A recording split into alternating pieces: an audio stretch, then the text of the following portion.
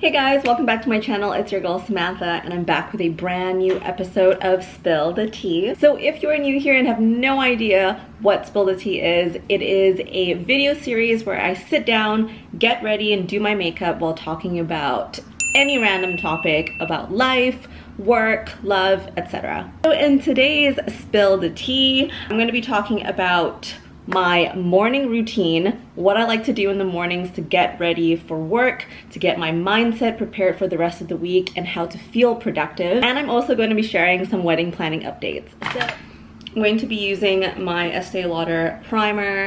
You've seen this in all the previous episodes of Spill the Tea because it's a fabulous primer. It's super lightweight and really hydrating.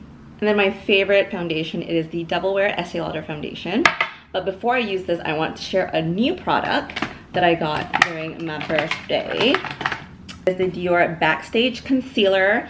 I have honestly never worn concealer. Like, I don't add it to my daily makeup routine because I am pretty lucky to have very clear skin, and I don't really have too much under eye dark circles or anything like that. And so when I got this, the main purpose was to brighten the under eye area. So I got this in a shade, one shade brighter than my regular skin tone. Usually just put it on the corner of my eye to brighten things up, and then just like a dot underneath.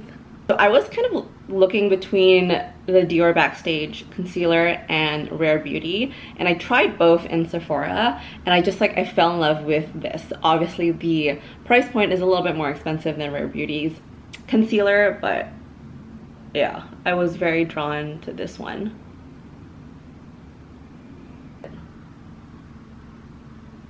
I really like this foundation because I don't need a lot of it to feel like it's a very full coverage. Okay, so let's talk about my weekly morning routine because I wanted to share it and hear from you and see if I'm the only one who has a routine like this or if it's normal across the board. So the past 2 years I have been working from home, and honestly I don't think I could go back to an office full-time. It would have to be a hybrid model at least of some sort, or 100% remote, because I just feel like you get so much more time back in your life when you work remote without going to and from the office, etc. So it's been really nice. Until recently, I am now a 9-to-5 content creator. 9 to 5, it's more like 24/7. So I've been doing content creation full-time for the past few months, and I guess my morning routine hasn't changed that much because I still try and keep some sort of structure in the day. The Dermablend powder that I usually use to brighten up my under eye, I still add a little bit on top of the concealer, but not too much because I don't want it to look cakey, but I don't think the formula is so lightweight that it just doesn't look cakey anyway. The Charlotte Tilbury Airbrush Flawless Finish, I use it in the shade number 1.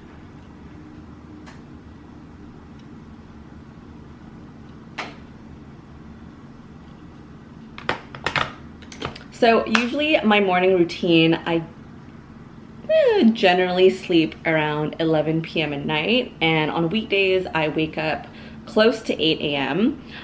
It is a luxury, especially from like working from home. I used to just like roll out of bed and get to work after having breakfast, but essentially I do try and wake up by 8 a.m. and kind of like just stay in bed for a bit. So technically I'm out of bed around 8:30 a.m. If I have time or if I remember, although you should make time for this, I try and journal in my 5-minute journal, just some positive thoughts to start the day or to start the week. But I do that, and I have to make the bed every single day. Some people don't agree with me because they think that, you know, they're going to go back to bed, so the bed's going to be messy anyway. But I personally need to, like, as part of my morning routine process, need to make the bed in order to get on with my day, or else it's just going to be in the back of my mind that the bed isn't made. I brush my teeth, I wash my face, I do my morning skincare routine. Sometimes I take a shower in the morning, sometimes I don't. It really depends. I get breakfast. So I usually eat yogurt, just like a cup of yogurt in the mornings on weekdays, and then I kind of treat myself on weekends with like eggs, hash browns, sausage, etc. Sometimes I have cereal in the mornings and a cup of coffee.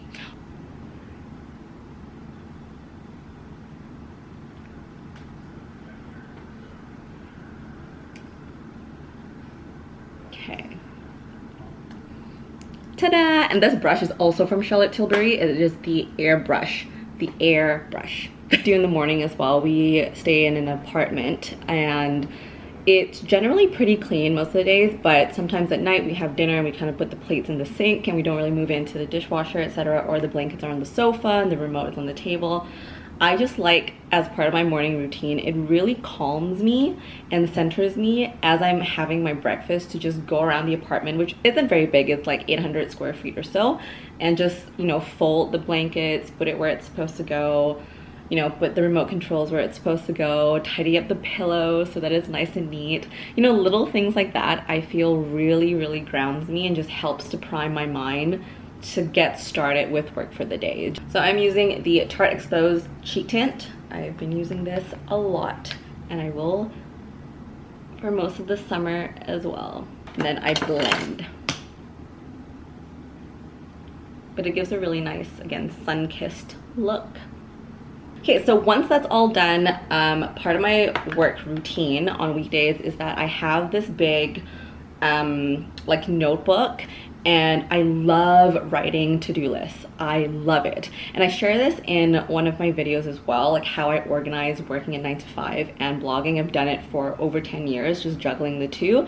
And I've gotten to a point where I have a method to not feel overwhelmed, but still get everything that I need to get done on both sides during the week. Okay, I am gonna put some highlighter on because why not? Just keep the hairs and everything neat and tidy. But yeah, so that is my morning routine on weekdays, and weekends I kind of just take a chill because it's the weekend. The Charlotte Tilbury Pillow Talk palette. It is a collection of stunning pinks. Nude, but also has like pink undertones a little bit. Super cute. Let's talk about the wedding.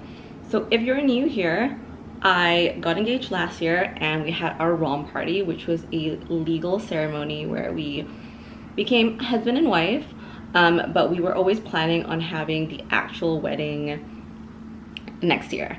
We just wanted a bit more time, and you know, the thing with the pandemic is that we didn't know, you know, when things would go. We wanted to make sure that we would celebrate, because you don't know what's gonna happen, right? And so we are in the midst of planning a wedding for next year. We have most things all settled and booked, especially our venue, photographer, videographer. The big things are settled, which is really nice. But just an update on the wedding planning process. Right now we are waiting to do our engagement shoot, which is so funny for some people because they're like, you're already married. And I was like, I know, but I still want those photos. And once we get those photos, we'll be able to send out a save the date to all of our guests, as well as prepare the wedding website. So I've been doing a lot of research on that. There's a lot of different ways people create websites, but it's such a new experience. So if you have created one, or you're married, or you've planned a wedding, etc., let me know any advice you have in the comments below, like what is the must-haves in a wedding website, or any, like I've heard Minted is really good, the Knot is really good, etc., in terms of like templates, and like it's free, etc. But let me know in the comments if you like any websites in particular that I can use, any help. Yeah, I would appreciate it. Besides that, we are trying to finalize decor and floral. Florists that we talk to are so busy and so backed up at the moment that the process is taking a lot longer, and I'm trying to, or like we're trying to like manage a budget. Like I personally don't want to spend an arm and a leg on flowers. I'd rather spend it on food or decor. And so we're kind of waiting on the flower aspect to be finalized in order to finalize the decor aspect. But we do have vendors for the decor portion, which is nice. But yeah, that's kind of where we're at right now. So basically the last part of the wedding planning update is that we're also trying to figure out if we need to know the almost exact itinerary of the day. And I don't know, I guess I don't know if I'm stressed, but it's like it's a little bit overwhelming trying to figure out the exact day itinerary. So let me know in the comments if you have a template that you follow. I'm planning this wedding, like we're planning it on our own, i.e. I'm planning it, because I'm very particular with certain parts. But let me know in the comments, like, you know, am I missing something when it comes to planning the itinerary? Is there stuff that I need to take into account? I've been having multiple dreams of the wedding day being super disorganized. I think, like, I don't know, that's a horrible sign, but we have like a year left to plan. So let me know in the comments if you have any tips. That's pretty much the updates on the wedding side of things. And I'm trying to coordinate some bridal gown fittings as well, which I'm so excited about because I really want to start trying on dresses. Last but not least, I'm wearing the Roman number 19 Almond Rose. It is a Korean brand. I did a review on it as well. In case you're interested, I'll link it up above.